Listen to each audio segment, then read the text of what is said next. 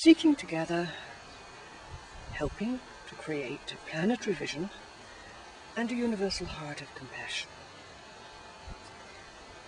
All satsang members are familiar with that phrase, which we've taken from Dom Helder Camara's works, as part of the reason for our association, for our companionship. But the word compassion is very often undervalued, sometimes misunderstood. And so to answer a few of your questions, I'd like to speak about it for a few moments. Compassion, passion.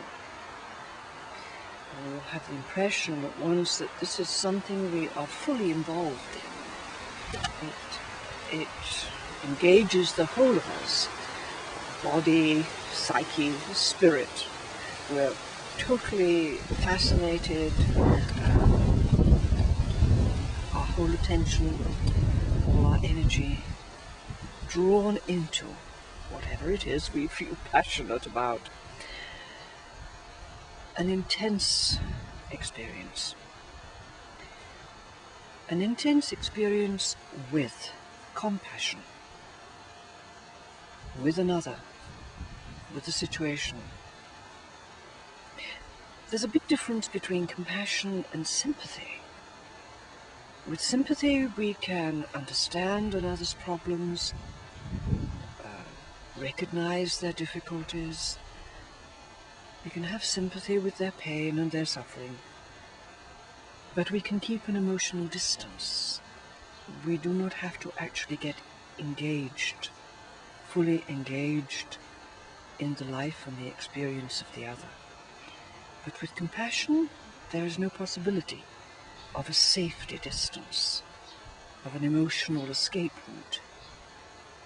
We have to be there fully, entirely, and all at once. So, compassion.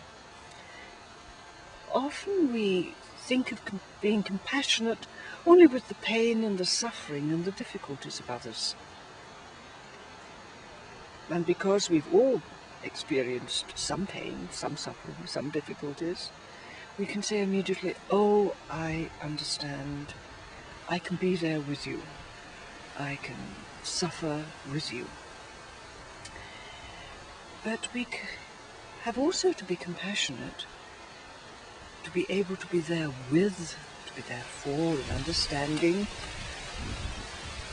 with the dreams and the hopes of others. And that is not always so easy. We can, for example, let me just take one of our contemporary situation. There are many people who would say they could feel strongly, passionately with women in the Arabic cultural tradition or the Islamic religious tradition, whom they assume must be abused and oppressed simply because they're women. And yet at the same time, these people would not have any sympathy, let alone compassion, for the French women from the Muslim tradition who wish to wear a headscarf as a sign of their religious affiliation, the source of their spiritual strength, their hopes, their dreams. So we can more often be compassionate for the sufferings of others than we can for the dreams and the hopes of others. It is not easy to be fully compassionate, to be universally compassionate, without some conditions, some groups that we will exclude, without lepers, without outcasts.